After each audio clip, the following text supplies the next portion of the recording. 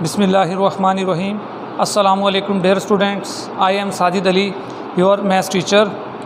आज 6 मई 2021 है और हमारा 11 चैप्टर आज स्टार्ट होगा जिसका नाम है introduction to trigonometry.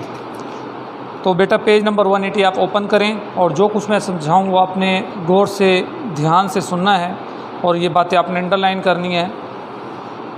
The word trigonometry has derived from a Greek word, यूनानी लफ्ज़ है उससे डिराइव्ड किया गया है, whose meaning is measurement of triangle, जिसका मतलब है ट्राइंगल की पैमाइश।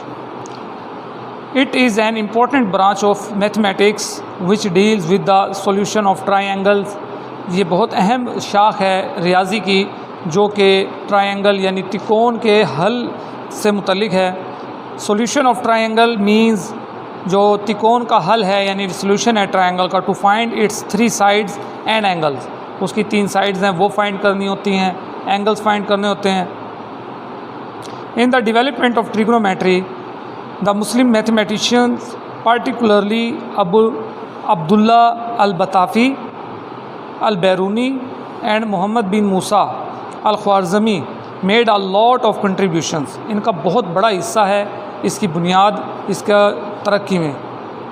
It plays an important role, ये बहुत अहम किरदार अदा करता है किस में, इन बिज़नेस कारोबार में, इंजीनियरिंग, सर्वेइंग, नेविगेशन, नेविगेशन मतलब सिमत शनासी करना, समत यानी डायरेक्शन फाइंड करने के लिए, एस्ट्रोनॉमी फल्कियात आसमानी जो चीज़ें हैं अशिया हैं उनसे मुतल्लिक, फ़िज़िकल एंड सोशल साइंसेज तबई और समाजी जो साइंस है उससे मुतल्लिक। तो बेटा ये एक्सरसाइज शुरू करने से पहले मैंने आपको ये कुछ इंपॉर्टेंट इंट्रोडक्शन था ये करवाना ज़रूरी समझता था, वो करवा दिया। अब यहाँ एक टॉपिक आपको नज़र आ रहा है, हेडिंग नज़र आ रही है, trigonometric ratios of an acute angle. Acute angle 90 से छोटा, यहाँ एक्यूट एंगल से मुराद 30 है, 45 है, 60 है, इसको हमने कंसीडर करना है, इसको सॉल्व करना है। तो बेटा हमारे पास एक ट्राइंगल है, ये जैसा आप देख सकते हैं, हमें ये मालूम है प्रीवियस लेक्चर में जो पिछले चैप्टर्स हैं उसमें मैंने आपको बात बताई थी। राइट एंगल ट्राइंगल के अंदर हमारे पास जो 90 के एंगल के सामने जो साइड है ये हमारे पास हाइपोटेन्यूज है। ये जो नीचे आप देख सकते हैं 20 AB ये बेस है और ये जो हॉरिजेंटल लाइन वर्टिकल लाइन है BC ये 4 है, ये आपके पास परपेंडिकुलर है, इसको हम एल्टीट्यूड भी कहते हैं। तो बेटा आपने जो बातें याद रखने ट्रिग्नोमेट्रिक रेशोज़ में वो एक नई टर्म्स आपके लिए बताई आपको जा रही हैं और आगे फर्दर क्लासेस में भी ये बहुत मरतबा आएंगी। Sine theta, cos theta, tan theta, tan theta और ये बाकी कोस थीटा साइन थीटा बेटे ट्रिग्नोमेट्रिक रेशोज़ हैं। फिर इनका उलट यानी इन्वर्स इनका होता है, साइन का उलट होता है कोसिकेंड और कोस का उलट होता है बेटा सीकेंड थीटा और टेन का उलट होता है कॉट थीटा, ठीक है। और जो टेन थीटा होता है बेटा वो टेन थीटा के इक्वल नहीं होता, वो हमारे पास परपेंडिकुलर ओवर बेस के इक्वल होता है, परपेंडिकुलर ओवर बेस। तो इसको बेटा याद रखने का तरीका मैं आपको बता देता हूँ। ये एक सेंटेंस है, some people have curly brown hair through proper brushing, यानी एस फॉर साइन आप लेंगे, P स्टार्टिंग के जो वर्ड है जो उसका लेटर है PHS, तो S for sine, P for perpendicular, H for hypotenuse, perpendicular over hypotenuse. उसके बाद C for cos, B for base, H for hypotenuse. उसके बाद है through proper brushing, T for tan, P for perpendicular और B for base. और इनका जो reverse होगा बेटा जैसे साइन का कोसिकेंड है तो इसका होगा हाइपोटेन्यूज ओवर परपेंडिकुलर। सीकेंड का कोस का उलट सीकेंड है, वो इसका जो होगा बेटा रेशो हाइपोटेन्यूज ओवर बेस। और टेन का रिवर्स कॉट है तो इसका होगा बेस ओवर परपेंडिकुलर। उसके बाद हम चलते हैं एक्सरसाइज 11.1 इसका फर्स्ट पार्ट, इसका पहला सवाल का A पार्ट। तो इसमें बेटा ये आपके पास ट्राइंगल गिवन है जिसमें बेस 3 है, हाइपोटेन्यूज 5 है और जो परपेंडिकुलर है वो 4 है। हमने क्या लिखना है यहाँ, ए बी जो है वो बेस है वो लिखना है, बी सी है परपेंडिकुलर और ए सी है बेटा हाइपोटेन्यूज। अब यहाँ देखिए साइन हमें गिवन है साइन थीटा, तो बेटा देखें साइन जो होता है वो किसके इक्वल होता है, जैसा मैंने आपको बताया है कि परपेंडिकुलर ओवर हाइपोटेन्यूज। अब हमारे पास परपेंडिकुलर जो है वो क्या है, बी सी है, परपेंडिकुलर ओवर हाइपोटेन्यूज, यानी परपेंडिकुलर ऊपर और हाइपोटेन्यूज नीचे आएगा। अब परपेंडिकुलर क्या है हमारे पास 4 है और हाइपोटेन्यूज 5 है। उसके बाद हम कॉस की बात करते हैं। कॉस जो होता है वो है बेस ओवर हाइपोटेन्यूज होता है। बेस हमारे पास बेटा देख सकते हैं आप 3 है और हाइपोटेन्यूज हमारे पास 5 है ये।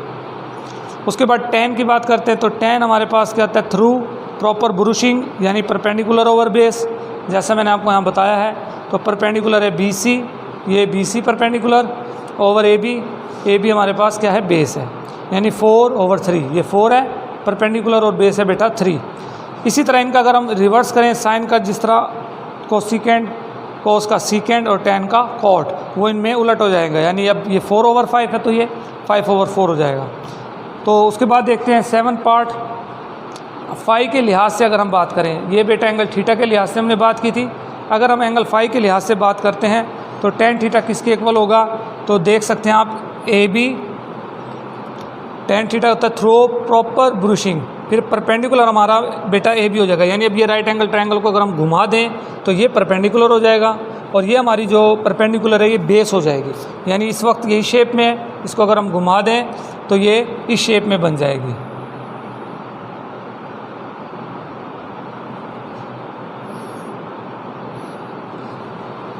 नाइन्टी का एंगल, हाइपोटेन्यूज उस तरफ चला जाएगा और बेटा ये जो 3 है हमारे पास ये इस तरफ आ जाएगा और ये 4 है जो वो ऐसे हो जाएगा, समझ लें। उसके बाद हमने क्या करना है, टेन फाई की वैल्यू देखनी है, वो बनेगी A B over B C. तो अब ए बी हमारे पास है 3 और बी सी है बेटा हमारे पास 4। साइन की बात करें तो वो ए बी ओवर ए सी, अब ए बी हमारे पास क्या है जी 3/5, ये हाइपोटेन्यूज 5, यानी इसमें हाइपोटेन्यूज की वैल्यू चेंज नहीं होगी, बाकी जो बेस है और परपेंडिकुलर है ये हम एंगल के लिहाज से इसको चेंज कर सकते हैं। फिर सीकेंड थीटा है वो हमारे पास है ए सी ओवर बी सी, यानी 5/4। तो बाकी जो पार्ट्स हैं वो भी बेटा इसी तरीके से होंगे और ये आपको व्हाट्सएप ग्रुप में शेयर भी कर दिए जाएंगे। अब हम चलते हैं क्वेश्चन नंबर 4 की जानिब। इसके 4 पार्ट्स हैं, तो इसमें से कुछ पार्ट्स बेटा मैंने कोशिश की है कि आपको करवा दिए जाएँ। तो इसमें देखें पहला जो बेटा पार्ट है हमारे पास 2 sin 60 cos 60। तो बेटा ये जो वैल्यूज़ हैं ये हमें याद होनी चाहिए, sin 60 cos 60। तो ये इसके लिए आप पेज नंबर 184 पर एक टेबल बना हुआ है, ये आप देख भी सकते हैं, इसको आप अच्छे तरीके से समझ भी सकते हैं। तो sin 60 की वैल्यू जो होती है वो होती है बेटा 3 का स्क्वायर रूट बाई 2 और cos 60 की वैल्यू होती है 1/2। ये 2 एज इट इज़, यहाँ 2 से कटिंग हो जाएगी, 3 का स्क्वायर रूट 1 से मल्टीप्लाई होगा 3 का स्क्वायर रूट और नीचे आ गया 2। उसके बाद देखते हैं हम इसका जो सेकंड पार्ट है 2 sin 45 + 2 cos 45। 2 ऐसे आ गया बेटा, sin 45 जो इसकी वैल्यू होती है 1/2 का स्क्वायर रूट, ये आप टेबल में देख सकते हैं, +2 cos 45 ये भी 1/2 का स्क्वायर रूट, 2 1 = 2, 2 1 = 2, 2 का स्क्वायर रूट दोनों तरफ आ गया। इसका एलसीएम लेंगे हम, 2 का स्क्वायर रूट वो सेम है तो ऊपर के नंबर भी एज इट इज़ आप उतार देंगे, 2 + 2 होता है 4, 4/2 का स्क्वायर रूट। उसके बाद तीसरा पार्ट है बेटा ये है cos 60 cos 30 + sin 60 sin 30। तो cos 60 की वैल्यू cos 30 की वैल्यू प्लस sin 60 sin 30 की वैल्यू लिखेंगे हम, 3 के स्क्वायर रूट को 1 से मल्टीप्लाई करेंगे, 2 2 = 4, 3 का स्क्वायर रूट 1 से होगा यही आएगा, 2 2 = 4, एलसीएम आप लेंगे 4 आएगा, दोनों का सेम है तो ऊपर वाले नंबर भी आप उतार देंगे। अब स्क्वायर रूट 3 जो है वो 2 मरतबा है, आप 2 लिखेंगे, अब आप इनकी कटिंग कर देंगे, 2 1 = 2, 2 2 = 4। तो ये आपका आंसर आ गया 3 का स्क्वायर रूट बाय 2। ठीक है बेटा, तो ये आज का लेक्चर था, उम्मीद है आपको हर बात क्लियर हो गई होगी। अगर फिर भी आपको कोई बात समझ ना आए, कहीं से कोई प्रॉब्लम हो तो आपने मुझसे रब्ता करना है। अल्लाह हाफिज़।